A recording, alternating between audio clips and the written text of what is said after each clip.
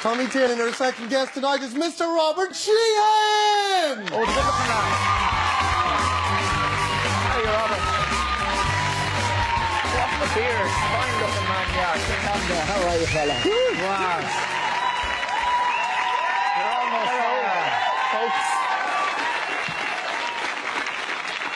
almost folks. You're almost too good looking, like, you know. Well, I try, you know. I've often thought about actors, and irrespective of the quality of the film, Yeah? isn't the adventure of, I don't know what kind of films you've been in, but maybe you could tell me some of them. No, I'm slightly scared about this show is me sort of coming on vaguely listing my CV. The question is about the adventure of pretending to be other people in the most... I often thought, wouldn't it be great to be cast as a pirate? Yeah. Wouldn't it be great to, like, you know... Well, recently I did a play on stage, a trilogy of plays called Wars of the Roses. Oh, yeah. Which was on a London stage directed by Sir Trevor Nunn, who's, you know, done a few Shakespeare plays in his time. And I was playing Richard III. So basically it was, you know, becoming a sort of a murderous megalomaniac. Is that the kind of... Is that the crippled fella? Yeah. Maybe humping his back? Yeah, he was the more fun one. Would you give us a go? Give us the go. How did you get in? Like, were you? I did basically. It was all down the right-hand side because that's never been my main gun. You know, it's always been the left. So, so I basically was like this on stage, and this is actually bringing back quite a few memories now. Hello. Yeah. So there was quite a few back problems, and but there was lots of snarling and spitting, and genuinely embodying the part. You know. So that was, I think it was one of the most demanding and genuinely one of the most fulfilling parts that I've ever had the pleasure of doing. How do you, when you know the emotional extremes that you're going to have to go to, how do you get that ready in rehearsal? Like, if you're to be in one scene, if you're supposed to be thrusting a knife in some young one's gullet, like, what do you do to build that so that on performance night you just, I remember how to do that and I remember how to do that? Well, because I think certainly with theatre, you tend to rehearse different sections, different scenes of the play completely separately to one another. And I suppose there's an element of muscle memory, you know, so if there's in one scene you are pouring with love, and genuinely there is a scene where Richard is just absolutely tears in his eyes, trying to essentially deceive this girl into marrying him, and then the next scene is you know, killing children and so on, or having them killed.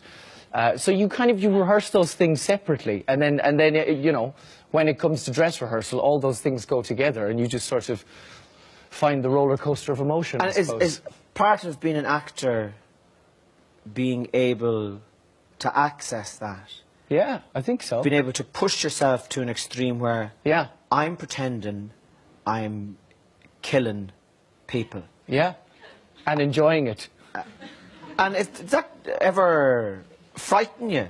You know, if it's stage and you go to the very extreme lengths of performance and you push yourself to a really interesting place, a bizarre place, and you're completely fully adrenalized, often the hardest thing in the world, and I'm sure you've experienced this, is having to go home and behave yourself after performance, because it can be the hardest thing in the world to not want to just go out for pints and divilment, you know what I mean, and sort of behave yourself, because you have to do 6 more, 7 more shows that week. You know? So after a show, what's your... If you're Richard III and you've gone from A to Z, and you're taking your bow and you're exhausted, but the adrenaline is also absolutely flying. So what do you talk us through? A few pints and then run for the last train home. That was a good way of... Because that was a sort of like, if I don't get my last train from the theatre back to my flat, I'm going to have to pay 40 quid for a taxi. So often that was a good way of, it was a good measure, essentially. It was a good stopping point. I could run from the pub to the train station in about 5.5 minutes.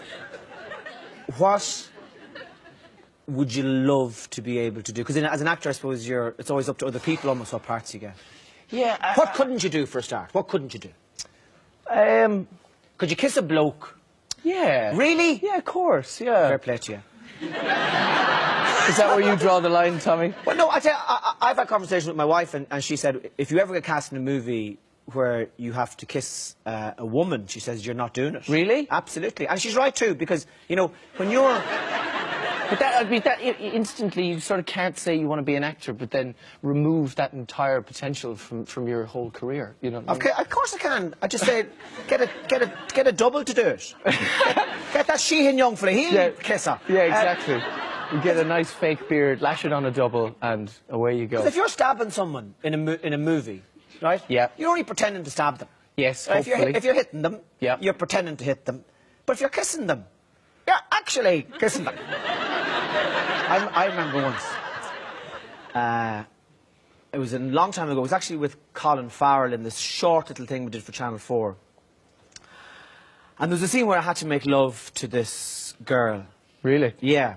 Full sex scene? Well, I mean, when you say that now, it wasn't like that, but it was simulated.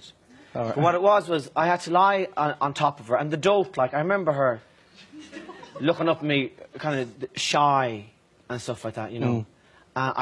You're lying on top of her, and you're apologising, saying, yeah, I don't even know if I can act. So, they shouldn't have given me this part. Yeah, yeah. I'm not up for it at all. Was that what happened? Yeah, yeah. No, but what happened was, it was a short film about sex. Yeah. As a device to help us get through the scene, it was supposed to increase in passion as the thing went on. So I very stupidly said to her, look, I'll be doing this to you, right? But from 1 to 10, so I told her we'd count it, right? I said the first 10 of them will be nothing much. Lucky girl, huh? 20 to 30 now, we'll start picking up the pace. And 30 to 40 will go hell for leather. But it was as... Get ready to orgasm. It was as mechanical as that, and yeah. It just feels, you know, it's a bit kind of silly. I mean, past the pretense, it's hard to have any genuine, real... Because there's a guy stood over you like this, you know, and then there's another guy going, yeah, yeah, hang on, yeah, okay, action, you know, and it's one of the most unintimate situations. You know, it just so happens that both of you are, you know, under a duvet, simulating sex. Do people mistake sometimes or forget that even though you're such a wonderful-looking young fella... Thanks, Tommy. And... This is like a blind date situation as well. I'm expecting us to get off with each other at the end of this. I'll be counting to 40. Oh, dear. Do people sometimes forget that the work of acting, the genuine work, and what makes you interesting to look at is because you have a heart and an imagination that is not afraid to push yourself to very, very uncomfortable places. I think, and I was just thinking this the other day, in fact, because it was compounded by the fact I didn't get a job I really wanted, but one of the most difficult things about being an actor, the most difficult, is the endless work and toil and rejection, you know? No matter who you are or what you look like, there are so many jobs that they almost want you for, but then don't want you for. And it's just, it's absolutely incredibly frustrating. But it's great, you know, when you get some incredibly transcendent, beautiful, enlightening moments. Many projects I've done over the last couple of years. Yeah. I'm really lucky, you know, but they are fleeting and they're magic, you know, but there's so much more of the everyday, day-to-day. They like you for this, no, you know, and it's hard because you pin your hopes to stuff, and then it doesn't go the your way. Richard III thing is colossal. Yeah. Dark and happy. Dark and happy, and there's one speech at the end of Richard where he wakes up from a terrible dream where everybody who he's murdered or had murdered has visited him in the night. Yeah. And he just completely rattles and breaks down, and so it's just absolutely... You know, bearing the soul to... Robert. Oh, Robert. You know what I'm going to ask you next? Please don't ask me to do... a few lines. If you just gave us a few... Now, do you want me to be the nightmare behind you? Hang on, wait, hang on. I'm not sure if I can remember the... Any of the speeches at all? Hang on, I'm trying to remember the first couple of lines. Go on.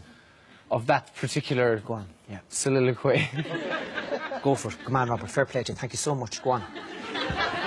Alas, I rather hate myself.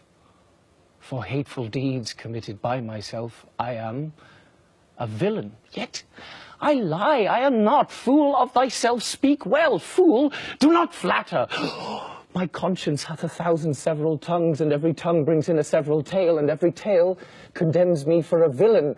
Perjury, perjury in the highest degree, murder, stern murder in the direst degree, all several sins, all used in each degree, throng to the bar, crying all, guilty, guilty! I shall despair. There is no creature loves me, and if I die, no soul shall pity me. And wherefore should they, since that I myself find in myself no pity to myself? Methought the souls of all that I had murdered came to my tent last night, and every one did threat tomorrow's vengeance on the head of Richard.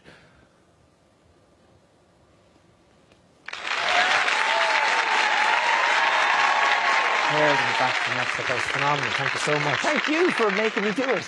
I could understand why a man would need a pint and a run to his house after that. Ladies and gentlemen, the unbelievable Mr. Robert Sheehan. Thank you. That was fantastic, Robert. Honest to God. Brilliant. Thank you. Brilliant. Brilliant. Brilliant.